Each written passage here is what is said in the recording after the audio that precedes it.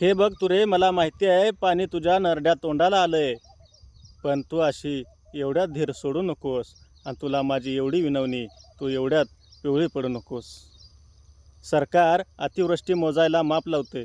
अगं, सरकार अतिवृष्टी मोजायला माप लावतंय, कोटीची मदत केल्याची थाप लावते. सरकार अतिवृष्टी मोजायला माप लावतंय, कोटीची मदत केल्याची थाप लावते.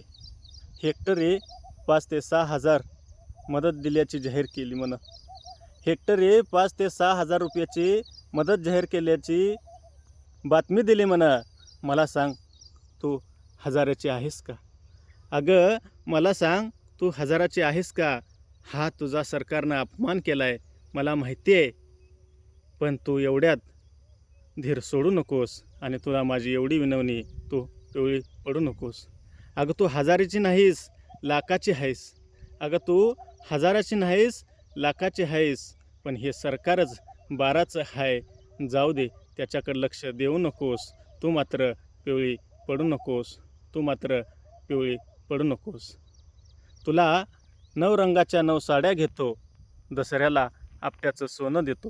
तुला 9 रंगाच्या 9 साड्या घेतो, आपट्याचं सोनं देतो, झेंडूचा हार घालतो. पण तू एवढ्यात धीर सोडू नकोस. आणि माझ्यासाठी ग पिवळी पडू नकोस. माझ्यासाठी ग पिवळी पडू नकोस. सरकारला काय ओला दुष्काळ आणि कोरडा दुष्काळ माहीत नाही काय?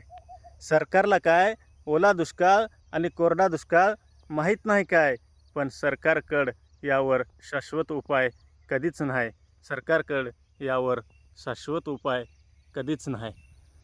अगं, आपलं घर वाहून गेलं, दार वाहून गेलं, वर्षभराचं अन्न वाहून गेलं. आता फक्त तू आणि मी राहिलोय. आता फक्त तू आणि मी राहिलोय. माझं दुःख तुला आणि तुझं दुःख मला सांगायचं, हे सरकार ऐकून घेणारं नाही. एवढ्यात तू आधार मलाच दे आणि माझा आधार तुलाच आहे. एवढ्यात तू अशी रडू नकोस. आणि तुला एवढीच विनंती, तू पिवळी पडू नकोस. आणि तुला एवढीच विनंती, तू पिवळी पडू नकोस. तू पिवळी पडू नकोस.